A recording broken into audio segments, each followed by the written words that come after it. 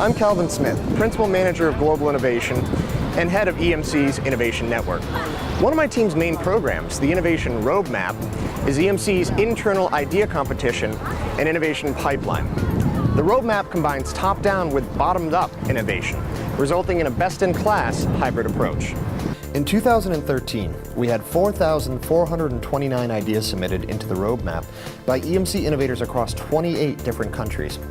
But one country, as in years past, has continued to submit an enormous number of those ideas, resulting in an equally impressive number of finalists and winning ideas. That country is China. In the 2013 Innovation Roadmap, EMCers from China submitted 947 ideas, or 22% of all ideas submitted globally. For this reason, and many more, we're celebrating their accomplishments and those of EMC innovators across the world by hosting the 2013 Innovation Conference main stage in China. EMC's China Center of Excellence is comprised of over 2,000 employees across 3 locations in Beijing, Chengdu, and Shanghai.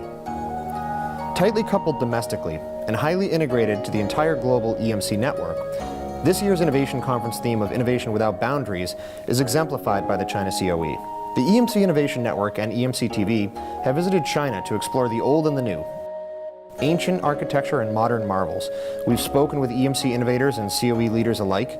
We've explored culture and business, history and industry, and we've been able to discover some of the unique traits which make China so innovative. First, let's check out some of the places which span China's 5,000-plus year history and which have led to what China is today. Our journey first takes us to Beijing, the capital of China, and the home of countless historical sites. Running over 5,000 miles, the Great Wall of China is the world's longest human-made structure. Spanning 20 dynastic periods in China, the wall took over 2,000 years to build, and much of it remains intact today. An innovation of its time, as much as it is today, the Great Wall is symbolic of China's passion and drive to achieve the objectives in front of them. 1,000 miles southwest of Beijing, and just outside of Chengdu, Leshan is a small city by Chinese standards, with a population of about 3.5 million. Located within the Sichuan province, home to some of the spiciest food in China, and anywhere in the world for that matter, Leshan is also home to another incredible ancient engineering feat, the Leshan Giant Buddha. Standing nearly 200 feet tall and carved directly into the mountainside, the Leshan Buddha is the largest stone Buddha anywhere in the world.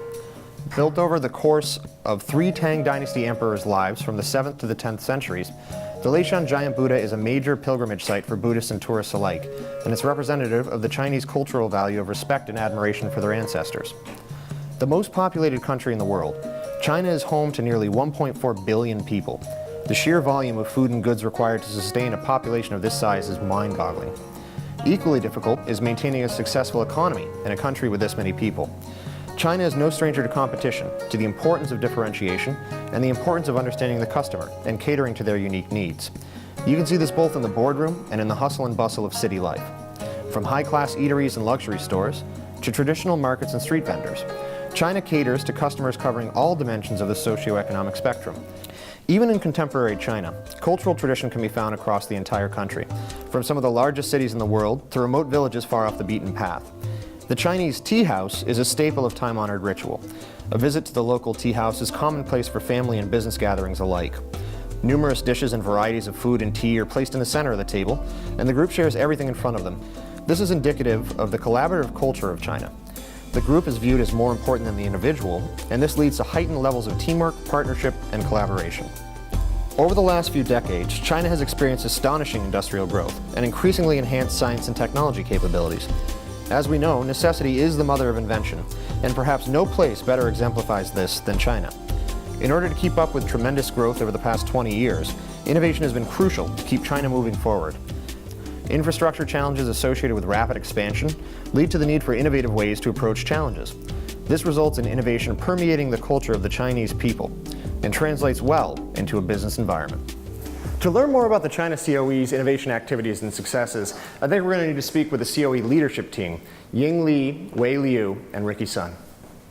Since our start in 2006, one of the most important missions for the China COE is the innovation, and this is extremely important for EMC and for China. We have a strategy to support innovation at China COE. It's a 4-pillared strategy.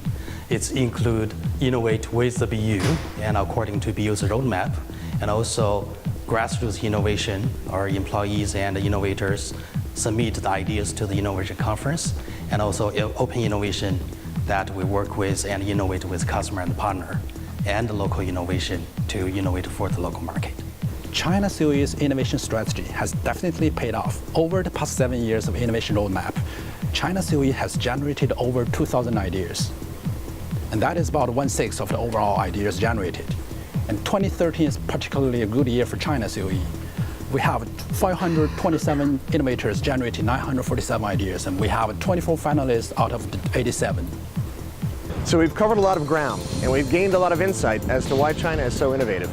But as we've learned, China is constantly reinventing itself.